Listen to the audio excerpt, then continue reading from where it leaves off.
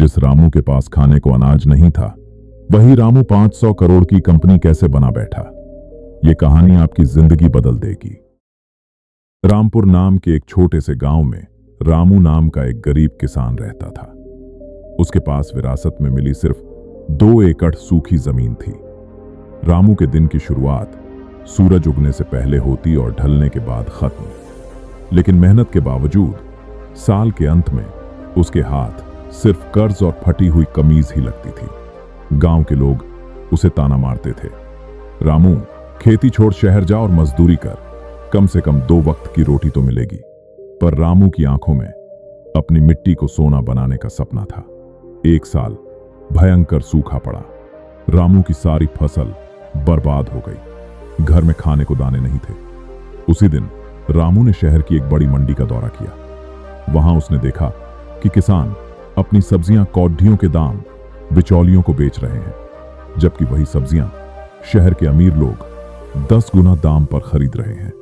रामू को समझ आया कि मेहनत खेत में है, लेकिन पैसा व्यापार बिजनेस में है। रामू ने हिम्मत नहीं हारी। उसने अपने खेत के एक छोटे से हिस्से में जैविक खेती शुरू करने का फैसला किया। उसने साहूकार से ऊंचे ब्याज पर कर्ज लेने के बजाय शहर के एक होटल मालिक से सीधा संपर्क किया। उसने वादा किया कि वह बिना केमिकल वाली ताजी सब्जियां सीधे उनके किचन तक पहुंचाएगा। शुरुआत में उसे बहुत दिक्कतें आईं। साइकिल पर सब्जियां लाद कर वह मीलों दूर शहर जाता।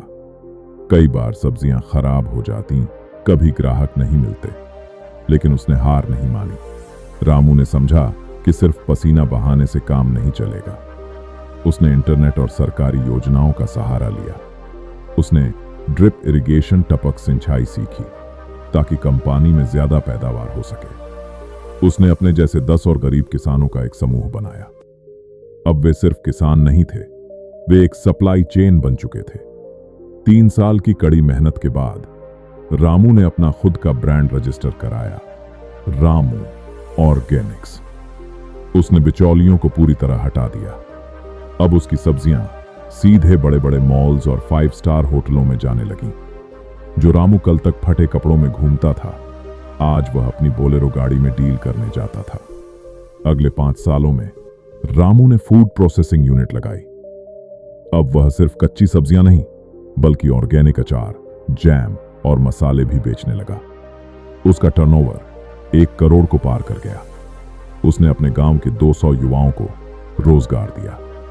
आज रामू के पास आलीशान बंगला है, गाड़ियां हैं, लेकिन वह आज भी रोज सुबह अपने खेत की मिट्टी को माथे से लगाता है। वह कहता है, गरीबी आपके भाग्य में हो सकती है, लेकिन कामयाबी आपकी जिद में होती है। रामू अब केवल अपनी साइकिल पर सब्जियां नहीं बेच रहा था। उसने एक पुरानी सेकंड हैंड टेम्पो किराए पर ले ली थी, लेकिन उसका लक्ष्य बड़ा था। उसे पता चला कि शहर का सबसे बड़ा सुपरमार्केट चेन गोल्डन बास्केट अपने स्टोर के लिए एक भरोसेमंद ऑर्गेनिक वेंडर की तलाश में है। रामू फटी हुई चप्पलों की जगह अब सलीके के जूते पहनने लगा था। लेकिन फिर भी जब वह उस आलीशान ऑफिस के बाहर खड़ी डिटेचा हुआ, तो उसे अपनी गरीबी का एहसास हुआ। वहां सूट बूट पहने बद्धे बद्धे सप्लायर्स अपनी फाइलों के साथ बैठे थे। जब रामू का नंबर आया तो मैनेजर ने उसे ऊपर से नीचे तक देखा और कहा, यह कोई गांव की मंडी नहीं है, हमें हर दिन 500 किलो ताजी सब्जियां चाहिए, वो भी बिना एक दाग के। तुम जैसे छोटे किसान ये नहीं कर पाएंगे। रामू ने घबराने के बजाय अपनी थैली से एक मिट्टी का बर्तन निकाला। उसमें उसने अपने खेत के ताजे टमाटर रखे थे। उसने कहा, साहब, ये चमकते हुए टमाटर नहीं, ये मिट्टी का विश्वास है। आप इसे छक्कर देखिए। अगर आपके स्टोर के ग्राहकों को इसमें असली भारत का स्वाद न आए तो मुझे भगा दीजिएगा। मैनेजर रामू के आत्मविश्वास से प्रभावित हुआ, लेकिन उसने एक शर्त रखी। ठीक है, कल सुबह 5 बजे हमें 500 किलो सब्जियां चाहिए। अगर 1 मिनट की भी देरी हुई या क्वालिटी खराब हुई तो तुम्हारा कॉन्ट्रैक्ट कभी साइन नहीं होगा। रात भर रामू और उसके साथी किसानों ने पलक नहीं झपकाई। भारी बारिश हो रही थी, रास्ते बंद थे, लेकिन रामू ने हार नहीं मानी। उसने खुद टेम्पो चलाया और कीचड़ भरे रास्तों से निकलते हुए ठीक सुबह 4:55 पर सुपरमार्केट के गोदाम पर दस्तक दी। मैनेजर ने जब सब्जियों की ताजगी और रामू की समय पाबंदी देखी तो उसने तुरंत 25 लाख रुपए का सालाना कॉन्ट्रैक्ट साइन कर दिया। यह रामू के जीवन का पहला बड़ा चेक था। उस दिन रामू की आंखों में आंसू थे, क्योंकि यह पैसा सिर्फ उसका नहीं, उन 10 परिवारों का था जो उसके साथ जुड़े थे। अगले 2 सालों में रामू ने पीछे मुड़कर नहीं देखा। उसने तकनीक का इस्तेमाल बढ़ाया। उसने एक छोटा सा ऐप बनवाया जिससे शहर के लोग सीधे उसके फार्म से सब्जियां ऑन ऑर्डर कर सकते थे। उसने सरकारी लोन की मदद से गांव में पहला कोल्ड स्टोरेज बनाया ताकि फसल खराब न हो। आज रामू की कंपनी के डिब्बा बंद ऑर्गेनिक उत्पाद दुबई और लंदन के स्टोर्स तक पहुंच रहे हैं। आज रामू का नाम बिजनेस मैगजीन्स के कवर पर होता है। वह अब केवल खेती नहीं करता, वह देश के हजारों युवाओं को एग्री बिजनेस की ट्रेनिंग देता है। उसने साबित कर दिया कि बिजनेस करने के लिए बढ़ी डिग्री की नहीं, एक बढ़े विजन और अटूट मेहनत की जरूरत होती है। रामू ऑर्गेनिक्स अब भारत के बड़े शहरों में जाना माना नाम बन चुका था, लेकिन रामू को पता था कि व्यापार में जो रुक गया वह पीछे छूट गया। तभी एक बड़ी समस्या सामने आई। उस साल कीड़ों के हमले की वजह से पूरे इलाके की फसल खतरे में पड़ गई। दूसरे किसान हार मान रहे थे, लेकिन रामू ने इस संकट को अवसर में बदल दिया। उसने इजराइल के कृषि विशेषज्ञों से संपर्क किया और अपने खेतों में स्मार्ट फार्मिंग और सेंसर टेक्नोलॉजी लागू की। उसने न केवल अपनी फसल बचाई बल्कि पूरे जिले के किसानों की मदद की। इस घटना ने रामू को अंतर्राष्ट्रीय मीडिया की सुर्खियों में ला दिया।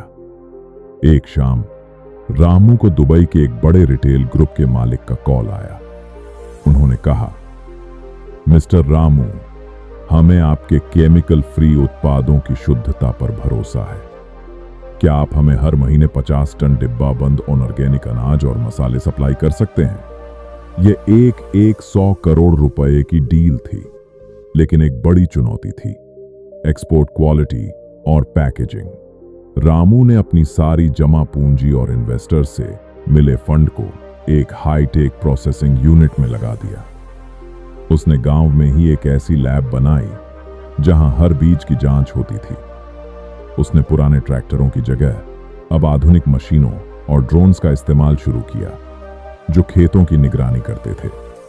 उसने अपनी कंपनी का नाम बदलकर RK ग्लोबल एग्रो रखा। अब रामू केवल एक किसान नहीं बल्कि एक कॉरपोरेट लीडर था जो सूट पहनकर बोर्ड मीटिंग्स लेता था। लेकिन उसके केबिन में आज भी उसके पहले खेत की मिट्टी एक कांच के जार में रखी रहती थी। लंदन में आयोजित इंटरनेशनल एग्री बिजनेस समिट में रामू को मुख्य अतिथि के रूप में बुलाया गया। जब वह मंच पर पहुंचा तो हॉल में बैठे दुनिया भर के दिग्गज बिजनेसमैन यह देखकर हैरान थे कि एक साधारण पृष्ठभूमि का व्यक्ति कैसे बिना किसी बड़ी डिग्री के इतना बड़ा साम्राज्य खड़ा कर सका। रामू ने वहां अंग्रेजी में नहीं बल्कि गर्व से अपनी भाषा में कहा, मिट्टी कभी किसी का कर्ज नहीं रखती। अगर आप इसे पसीना देंगे तो यह आपको सोना देगी। मैंने बस किसान की मेहनत और एक बिजनेसमैन की सोच का मेल कर दिया। आज रामू की कंपनी की वैल्यू 500 करोड़ रुपए से ज्यादा है। उसके पास खुद का चार्टर्ड विमान है, लेकिन उसकी सबसे बड़ी संपत्ति वह रामू स्कूल ऑफ एक्सीलेंस है, जहां गरीब किसानों के बच्चे फ्री में आधुनिक खेती और बिजनेस मैनेजमेंट सीखते हैं। उसने अपने गांव को एक स्मार्ट विलेज बना दिया है, जहां हर घर में बिजली है, हर हाथ में काम है और हर किसान के चेहरे पर मुस्कान है। रामू की कहानी यहां खत्म नहीं होती, बल्कि यह हर उस भारतीय युवा के लिए एक शुरुआत है जो संसाधनों की कमी का रोना रोता है। रामू ने साबित किया कि रास्ता चाहे कितना भी कठिन हो, अगर नीयत साफ हो तो मंजिल मिल ही जाती है। गरीबी एक अवस्था है, कोई अभिशाप नहीं।